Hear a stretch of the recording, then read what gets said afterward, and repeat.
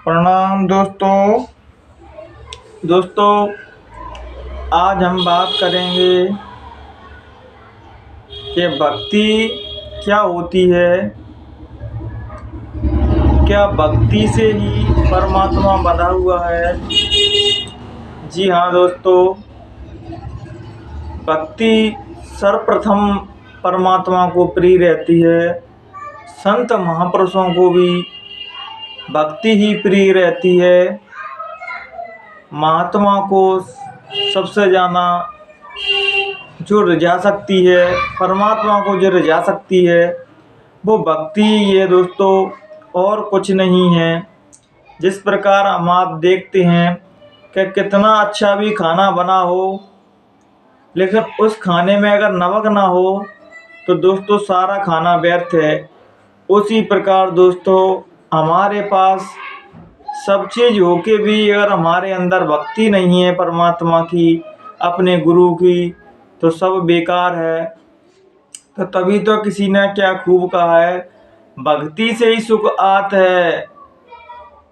नहीं, और भक्ति से ही सुख, जो भक्ति नहीं करते उनके जीवन से सुख चले जाते हैं दोस्तों, और वो और दरिद्र होते जाते हैं। और जिनके जीवन में भक्ति है दोस्तों, उनके पास सब कुछ है।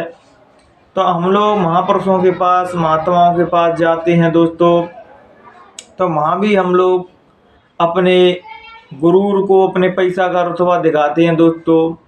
लेकिन महात्माओं को एक बात आप कान खोल के सुन लीजिए दोस्तों, महात्माओं को ये चीज़ कभी प्रभाव नहीं करती, ना इन चीज़ों से महात्मा बंधे हुए रहते हैं। महात्मा तो दोस्तों भक्ति से बंधे हुए रहते हैं, किसी शिष्य के अथार प्रेम से बंधे हुए रहते हैं। वो केवल अंदर का भाव देखते हैं कि ये मेरे प्रति प्रेम रखता है या नहीं, मेरे प्रति इसके अंदर श्रद्धा है या नहीं। और आप बाहर से कितना भी प्रदर्शन करना, उसका कोई फर्क नहीं पड़ता।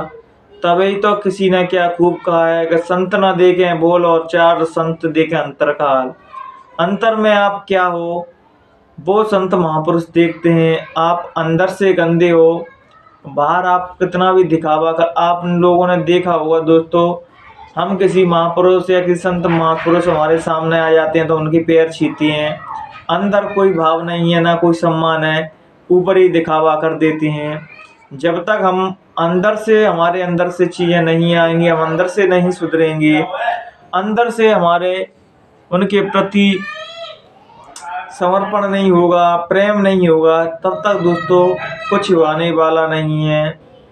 और जिस दिन हमारा अंतःकरण बदलता है, उसी दिन हम परमात्मा के सबसे प्रिय हो जाते हैं।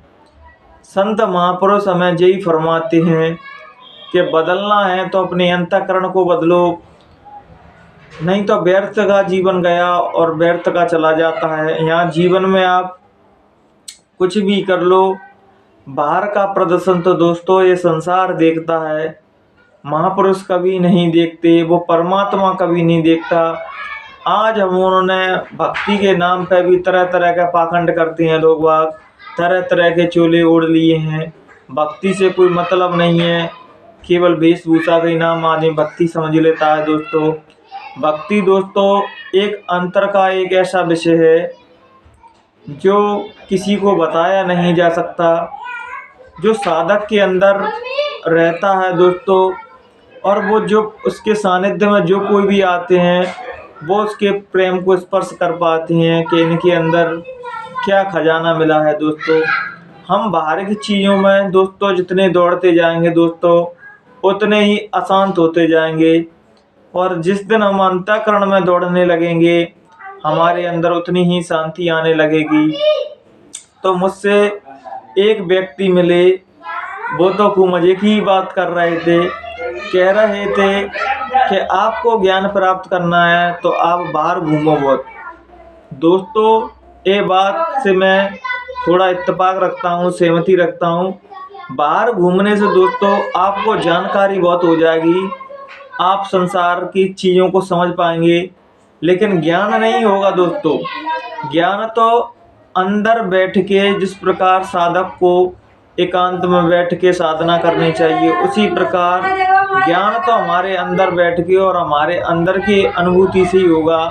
हाँ, बाहर से जानकारियाँ बहुत हो सकती हैं और आजकल हम उसी को ज्ञान समझ लेते हैं। जो जानकारियाँ लेके घूम रहे हैं उनको ज्ञान समझते हैं। वो ज्ञान नहीं है दोस्तों, वो जानकारियाँ हैं जो हमें बता रहे हैं। ज्ञान तो दोस्तों हमें अनुभव से आता है। जो अनुभव जो साधक साधना करते हैं, जो साधना में बैठते हैं, वो साधना से प्राप्त होता है दोस्तों ज्ञान। बाहरी चीज़ों से ज्ञान नहीं होता। हाँ, बाहरी चीज़ों से दोस्तों जानकारियाँ प्राप्त होती हैं।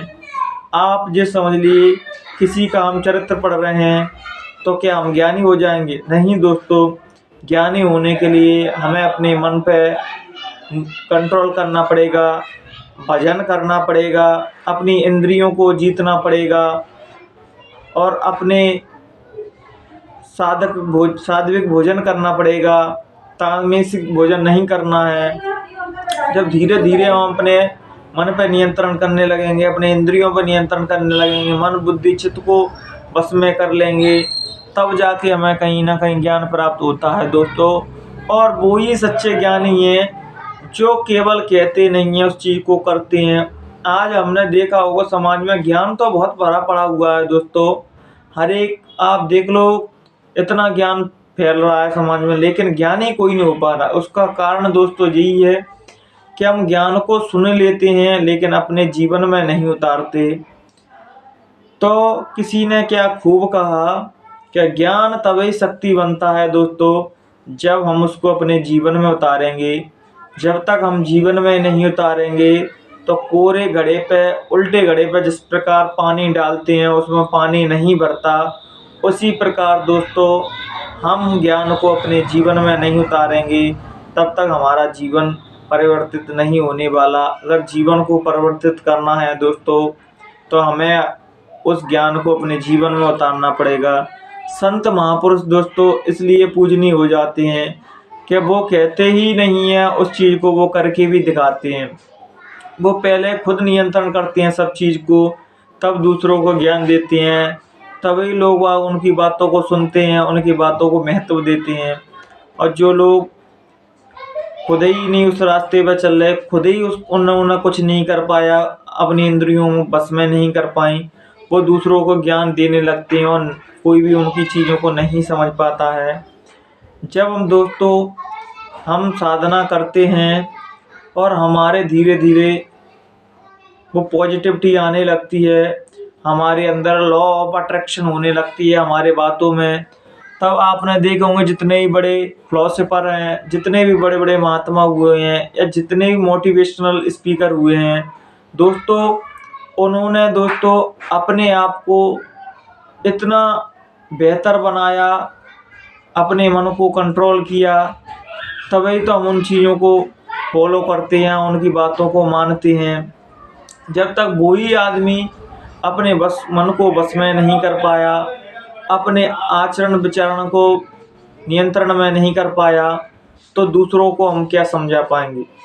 इसलिए जितने भी महापुरुष आते हैं दोस्तों, वो किसी रटी रटाई सुनी सुनाई बातों को नहीं करते, वो अपने अनुभव को साझा करते हैं।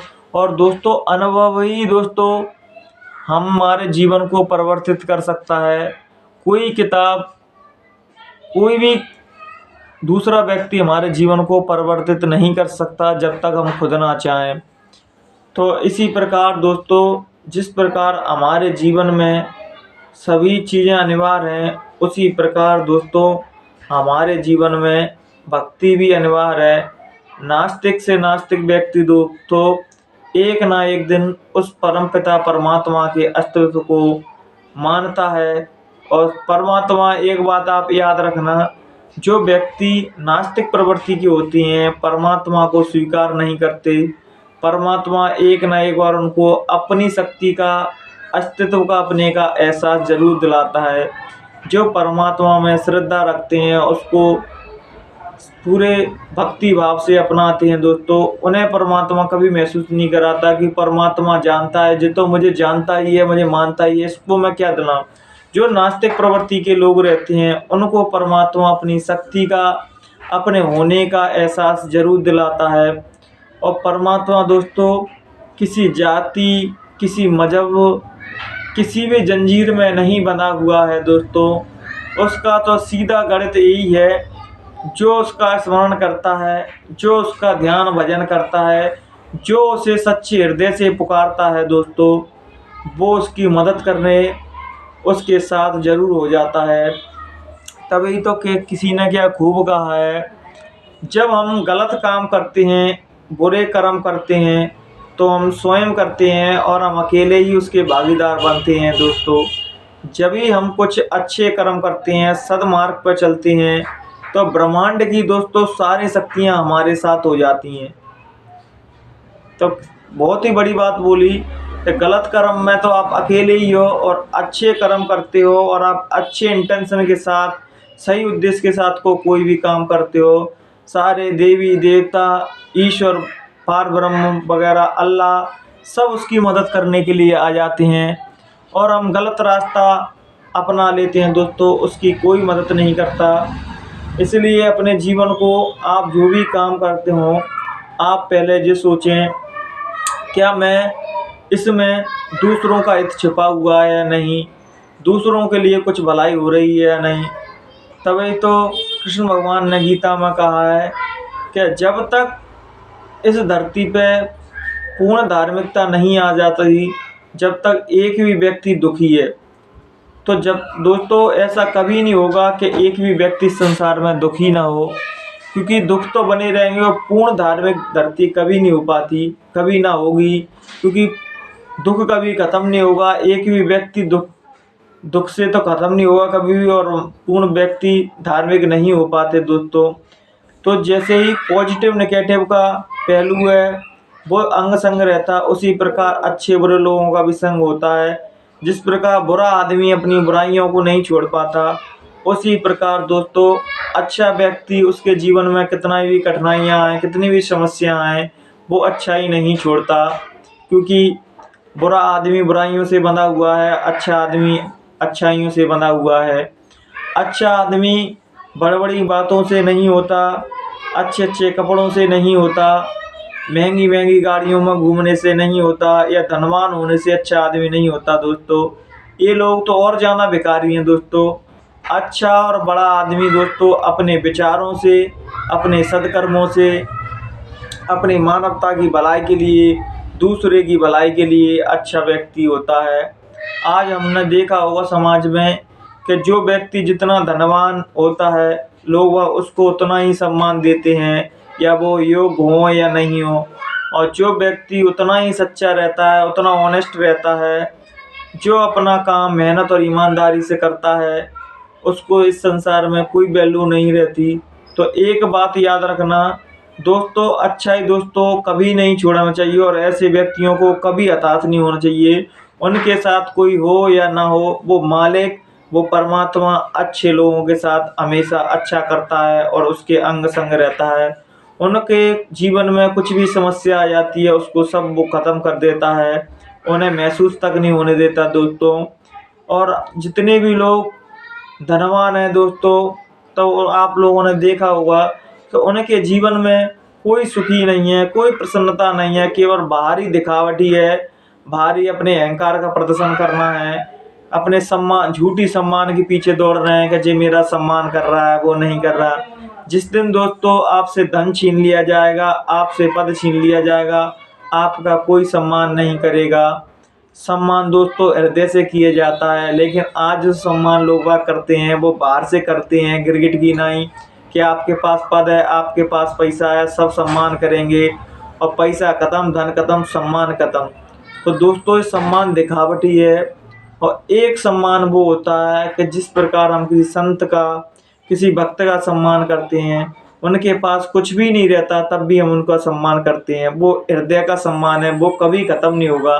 कि कुछ है ही नहीं है तब भी उसका सम्मान कर रहे हैं, क्योंकि वो आदमी बहुत समझदार है और ये जानता है कि संत महापुरुषों के पास, साधकों के पास वो चीज़ है जो हमारे पास नहीं है, और उसको हम चाह के भी प्राप्त नहीं कर सकते, कि हम कहीं ना कहीं अपनी वासनाओं में बंधे हुए हैं।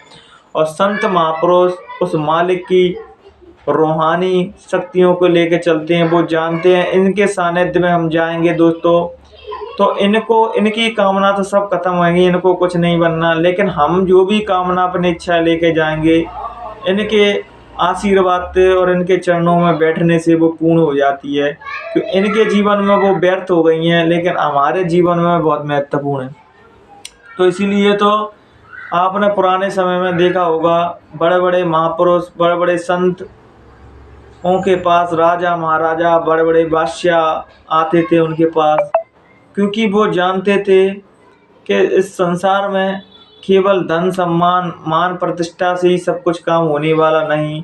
परमात्मा के अस्तित्व को स्वीकार करना, उनके सच्चे फकीरों, सच्चे संतों का दर्शन करना हमारे जीवन में एक शांति लाता है और हमारा जीवन अच्छे से बीतता है। आज आपने देखा होगा कि जो जितना ज़्यादा धनवान होता है वो परमात्मा से उतना ही दूर हो जाता है। वो परमात्मा से कहता है मुझे ज़रूरत ही नहीं है किसी चीज़ की। और जो व्यक्ति धनवान होके भी परमात्मा के अस्तित्व को स्वीकार करता है, संत महापुरुषों का सम्मान करता है दोस्तों, वो इस जहाँ में तो तरक्की करेगा ही, उन्नति करता जाएगा, साथ ही साथ अध्यात्म में भी तरक्की करता है। जो संत महापुरुषों के आशीर्वाद से चलता है दोस्तों, उसके जीवन में कभी अमंगल नहीं रहता, उसके जीवन में और धन दौलत बढ़ती जाती है कि वो धन का सदुपयोग करता है, अच्छे कामों में लगाता है। नहीं, ज़्यादातर तो लोग अपने धन से अपना ही विनाश करते जाते हैं, अपना ऐसा धीरे धीरे अपना जीवन ऐसे बना लेते हैं, नरक से भी बदतर। नरक और स्वर्ग दोस्तों ऊपर होते हों या नहीं होते हों, इसकी कोई बड़ी बात नहीं, लेकिन आप अपने जीवन के जीने से अपना नरक और स्वर्ग बना सकते हैं। जो व्यक्ति प्रभु का स्मरण करता है, उसका ध्यान भजन करता है, उसके अस्तित्व को स्वीकारता है, संत महापुरुष का सम्मान करता है दोस्तों, उसका जीवन स्वर्ग है। और जो दोस्तों भोग विलासों में डूबा है, अपनी मान प्रतिष्ठा के पीछे फिर रहा है, अपने पद का गुरूर है, अपने धन का गुरूर है दोस्तों, वो अपने जीवन को नरक से बदतर जी रहे हैं। तो क्या किसी ने खूब कहा है कि क्या खूब कहा है कि मान बड़ाई जो चाहे उसको परमात्मा नहीं मिलते। तो परमात्मा किसको मिलते हैं कि जात पात पूछे नहीं कोई, हरि को भजे वो हर कोई होई। जो परमात्मा का भजन करता है, उसका स्मरण करता है, वो उसका ही होने लगता है। और जो उनके सानिध्य में, ऐसे भक्तों और संतों के सानिध्य में बैठते हैं, उनका भी जीवन मंगलमय हो जाता है, प्रसन्नता से भर जाता है। तो अपने जीवन को बदलने के लिए किसी न किसी संत महापुरुषों के सानिध्य में बैठें, उनके दिखाए हुए मार्ग पर चलें दोस्तों। उन्हें तुमसे तुम्हारी भलाई करना ही उनका उद्देश्य है, और उनका तुमसे कोई उद्देश्य नहीं, कोई लालच नहीं है दोस्तों। संसारी लोग दोस्तों आपसे कुछ भी मिलेंगे, वो उनका कुछ ना कुछ स्वार्थ आपसे जुड़ा हुआ होगा, कुछ ना कुछ आपसे उनका मतलब जुड़ा हुआ होगा। संत महापुरुषों का दोस्तों आपसे जुड़ना, आपसे कुछ कहना, उनका कोई स्वार्थ नहीं है, ना कोई मतलब है, केवल आपकी भलाई के लिए वो बताते हैं चीज़ों को कि आपका भला कैसे हो जाए, आपको न अपना जीवन कैसे बेहतर बनाए दोस्तों। तो जो व्यक्ति, एक बात याद रखना, जो व्यक्ति परमात्मा को, अस्तित्व को स्वीकार करता है दोस्तों, उसको उसकी सत्ता को स्वीकार करता है, उसके जीवन में कोई दुख नहीं रहता। और जो परमात्मा से दूर रहता है, उसकी शक्ति को, उसके अस्तित्व को स्वीकार नहीं करता, उसका जीवन जीते जागते नरक बन जाता है। तो इन्हीं विचारों को हम अपना बढ़ाम देंगे। अगर मुझसे कहने सुनने में दोस्तों कोई भी गलती हुई हो तो अपना छोटा भाई समझ के मुझे माफ़ कर देना। प्रणाम दोस्तों।